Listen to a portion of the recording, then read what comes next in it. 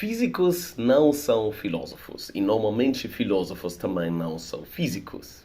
Mas os físicos e os filósofos, em muitos casos, têm opiniões sobre o outro grupo. Por exemplo, muitos filósofos acham que físicos são relativamente ignorantes a certas perguntas filosóficas, enquanto muitos físicos pensam que muitos filósofos se importam com problemas inexistentes ou simplesmente complicam situações e discutem sobre basicamente nada.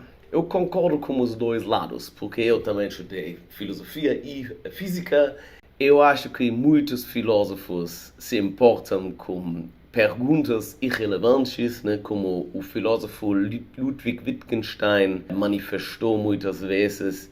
Ele achou que muitos problemas da filosofia, na verdade, são problemas de linguagem, problemas de formulação, e aqueles problemas que sobram, a grande parte desses é trivial. Eu acho que essa perspectiva não é completamente errada, mas no mesmo tempo eu regularmente estou absolutamente fascinado com o fato como certos físicos não entendem filosofia básica que eles devem entender, né? Nós físicos somos cientistas, a gente deve ser capaz de entender o que é conhecimento. Conhecimento básico de epistemologia um físico deve ter. Tudo bem, por isso eu decidi fazer um vídeo sobre o problema se a matemática é real. Isso obviamente é um problema da filosofia. E para ilustrar qual é o problema, aqui eu botei aqui uma foto de uma vaca. Isso é uma vaca e obviamente isso agora é só uma imagem de uma vaca, isso não é uma vaca, mas em algum momento tinha uma vaca e uma pessoa tirou essa foto. E agora eu posso botar uma outra foto com duas vacas. E as duas situações obviamente eram reais, pelo menos se essas imagens não são feitas com IA. Mas isso é uma vaca e isso são duas vacas. E agora a pergunta não é se as vacas são reais ou não, eles eram reais em algum momento. A pergunta é se o número 2 é real, se o número 2 realmente existe. E isso vamos discutir hoje, e com isso eu digo bem-vindo a massagens cerebrais.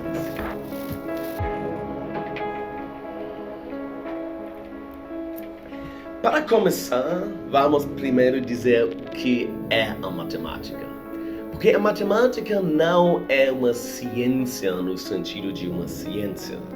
O povo, a maioria das pessoas provavelmente pensam isso, que a matemática seria alguma coisa como uma ciência, mas ela não é.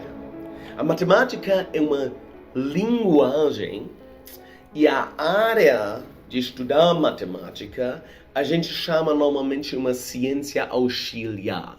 Ela só existe para ajudar as outras ciências, para dar ferramentas para os físicos, os engenheiros e tudo isso.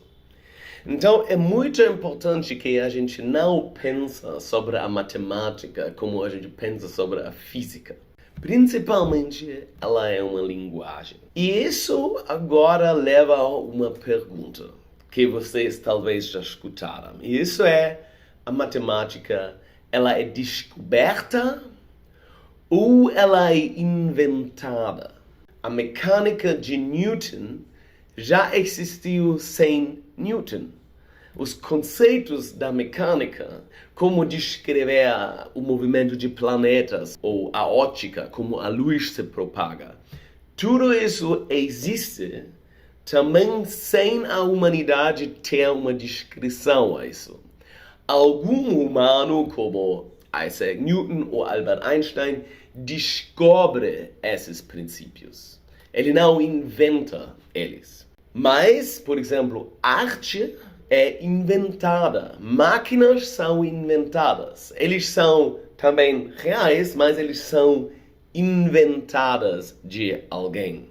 Então, uma coisa até inventada não existiu, não é real. E você pode também inventar coisas que não são reais. Você pode inventar coisas na sua cabeça, você pode inventar palavras, você pode inventar um monte de coisas que pelo menos você não consegue tocar. A matemática, então, ela sem dúvida é inventada, porque ela é como uma linguagem. A linguagem de português também foi inventada. Agora, vocês podem dizer que, claro, não é que linguagens são simplesmente arbitrariamente inventados. Não, eles são inventados à base das nossas experiências. A linguagem português, ela se refere à realidade e a humanidade desenvolveu ela para comunicar, para que eu possa, por exemplo, falar com vocês e esses barulhos que eu crio com a minha boca para vocês agora fazem sentido. Pelo menos se eu aqui estou fazendo um trabalho razoavelmente bom.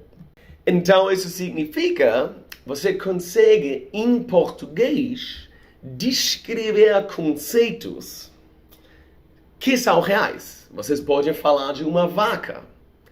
Isso não significa que a palavra vaca, o que é uma vaca é uma pergunta filosófica. Mas o objeto que eu estou tentando descrever quando eu uso a palavra vaca, isso obviamente existe. E é a mesma coisa com a matemática. Os princípios matemáticos, eles são desenvolvidos para descrever a realidade. Agora, se vocês pensam, por que ele está falando tudo isso? Eu vou dizer o seguinte, um pouco mais avançado nesse vídeo, eu mostro alguns exemplos onde cientistas aqui entenderam isso extremamente mal.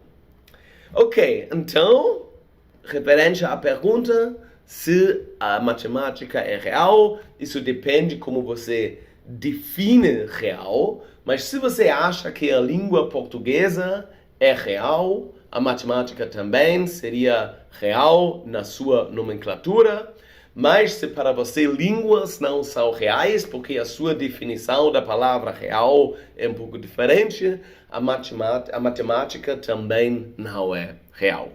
Assim, depende de o que você acha que você chama de real, né?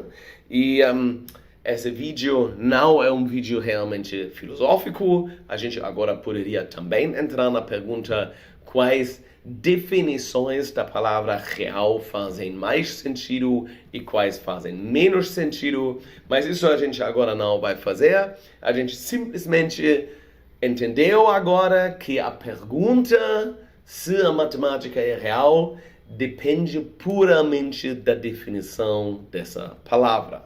E na matemática, a gente usa ela como uma ferramenta. Exatamente como você usa a sua linguagem como uma ferramenta. Como uma ferramenta para seduzir alguém que você gosta. Ou uma ferramenta para explicar algo para o seu filho. Ou uma ferramenta para negociar um preço numa feira. Alguma coisa desse tipo. A mesma coisa na matemática. A gente usa ela como uma ferramenta para descrever a realidade.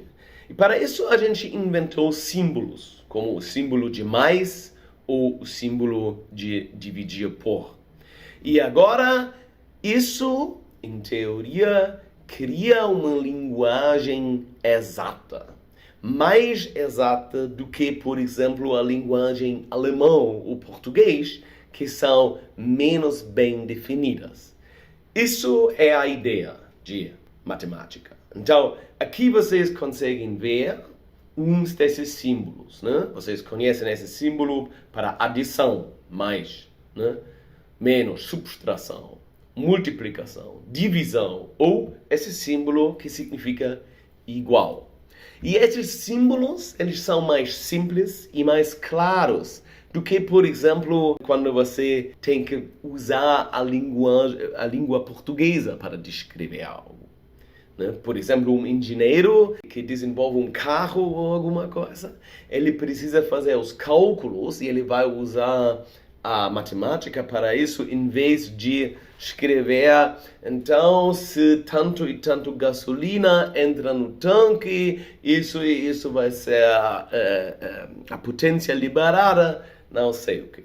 Então, ele usa a matemática para isso.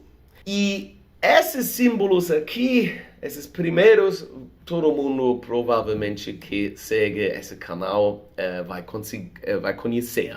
Eles não são muito complicados. Isso agora é um símbolo que muitas pessoas não conhecem. Esse é o operador de Nabla. Ele já faz algo mais abstrato. Isso aqui a maioria dos seguidores desse canal vão conseguir entender intuitivamente. Se eu tenho 3 vacas e eu chamo mais 4 vacas, agora eu tenho 7 vacas e esse processo é uma adição e 3 mais 4 é 7. Né? Eu uso esse símbolo aqui e pronto. Isso agora já é cálculo mais avançado. Né? Aqui esse operador se chama o operador de Nabla e ele é um operador de derivar. E isso aqui é a famosa equação de Laplace. Então, quando os conceitos são mais complicados, nós físicos precisamos uma matemática que é um pouco mais avançada para descrever bem a realidade. E isso significa também que a distância entre a nossa intuição sobre a realidade e a linguagem matemática cresce quando você entra mais profundamente nos conceitos da física.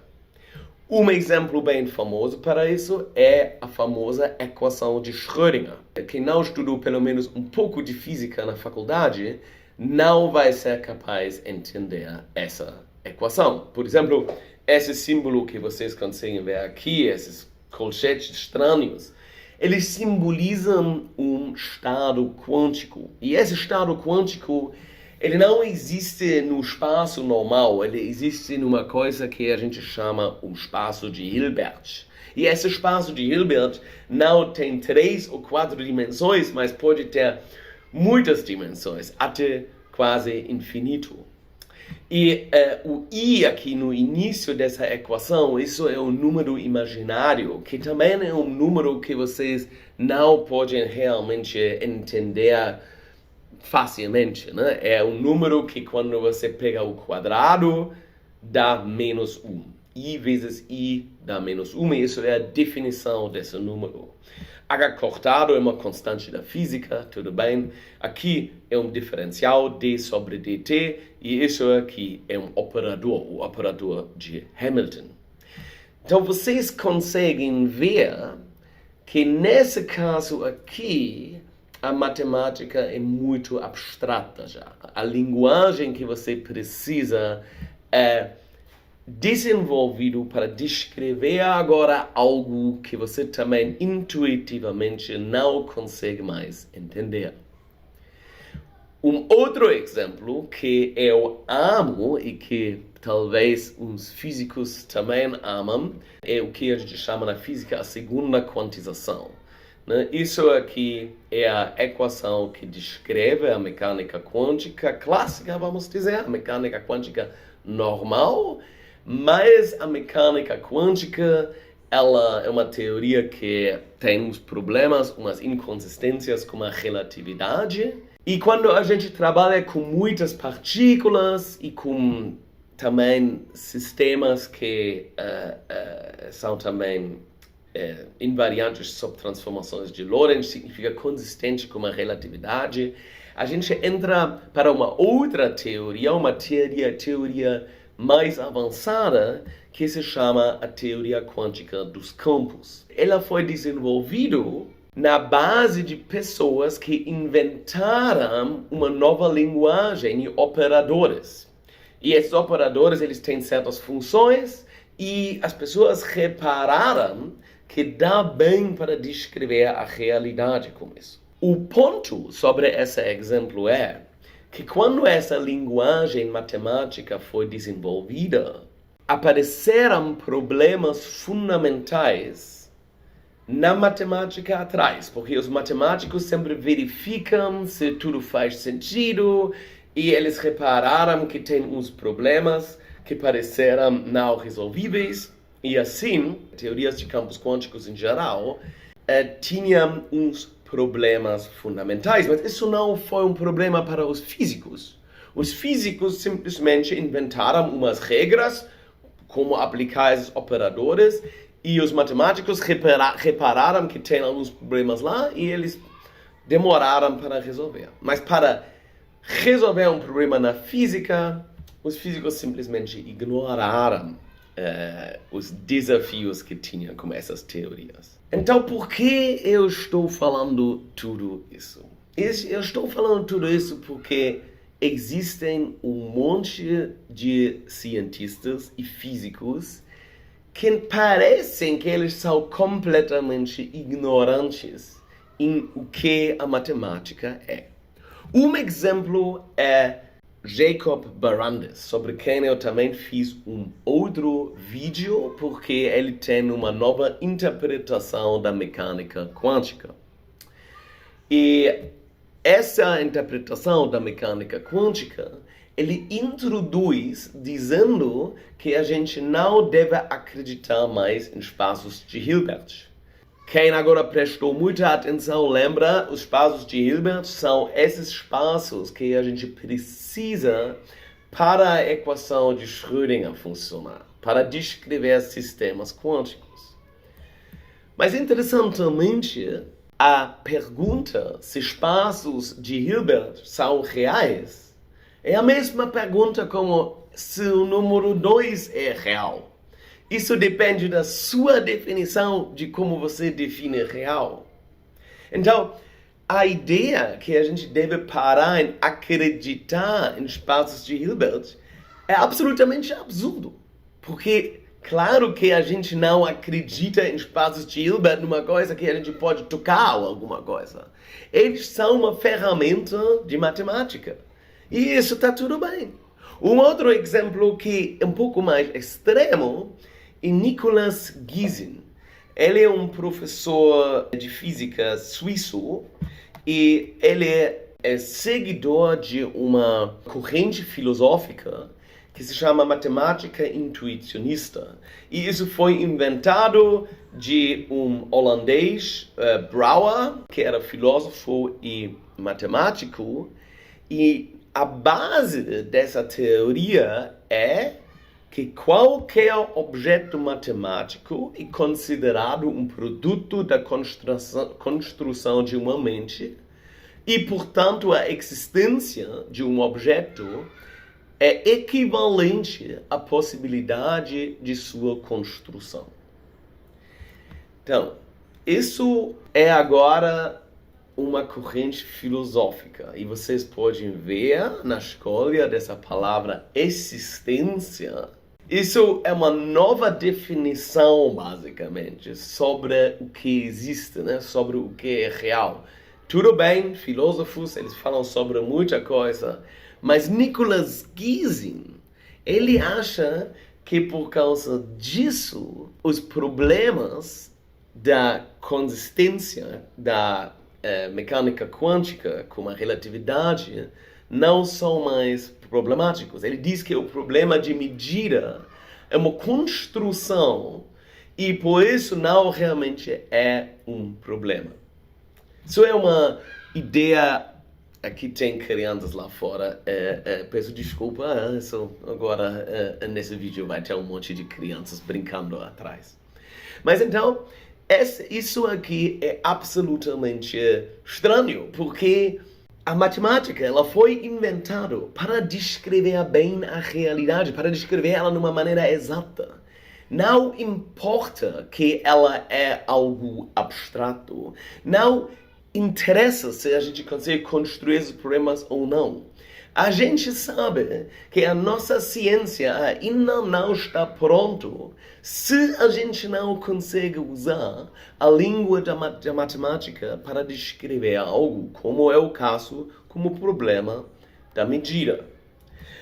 Como um outro exemplo, onde a gente tem isso, eu gostaria de falar rapidinho sobre um cara que está bem fora da corrente principal da ciência, como eu tinha falado sobre pessoas desse tipo nos meus últimos vídeos, Eric Weinstein. E Eric Weinstein ele tem uma teoria de unificação, onde que ele consegue unir certas partes da teoria quântica dos campos com certas partes da relatividade geral. E isso ele chama de unidade geométrica. Isso é uma tentativa provavelmente muito boa. Eu não quero falar mal dessa tentativa. Eu sei que quase ninguém se importa para essa tentativa, porque físicos não têm tempo para estudar todas as ideias de unificação de qualquer pessoa, especificamente quando as pessoas são um pouco fora da comunidade, é difícil, a gente só tem tempo limitado. Mas tem um matemático que fez isso. Ele realmente tentou entender a teoria de Eric Weinstein, a unidade geométrica. O nome dele é Timothy Nguyen. E ele escreveu um artigo sobre a unidade geométrica, em qual ele criticou fortemente a teoria de Eric Weinstein. Ele não é físico, ele é matemático. E no foco dessa crítica é um operador que aparece na teoria de Eric Weinstein, que se chama o operador de Chiap. Agora, Timothy Nguyen, ele diz que Eric Weinstein não é capaz de construir bem esse operador. Mas eu tinha mencionado anteriormente que isso foi o caso também para a teoria quântica dos campos, que esses tipos de teorias hoje em dia são responsáveis para a gente conseguir achar todas essas partículas que a gente conseguiu achar nos aceleradores de partículas. Então, isso não é uma boa crítica. Isso é a natureza de matemática. Você inventa uma linguagem e às vezes parece como essa linguagem é inconsistente. E agora outras pessoas podem entrar, ou você, para ver se isso é um problema resolvível, como foi o caso com teorias quânticas dos campos. Eu espero que esse vídeo não foi complicado demais essa vez. Eu espero também que vocês aprenderam algo. Eu acho que o problema de falta de entendimento filosófico entre cientistas é muito comum. Em alguns casos é bem pior do que o que eu me discuti aqui. E eu espero que eu consegui agora comunicar que porque essa pergunta se a matemática é real tem consequências se você pensa sobre ela, e obviamente tem umas pessoas muito inteligentes que não suficientemente pensam sobre essa pergunta. Então, se você gosta desse tipo de conteúdo, por favor, dá um like e assina no meu canal, e com isso eu digo até a próxima.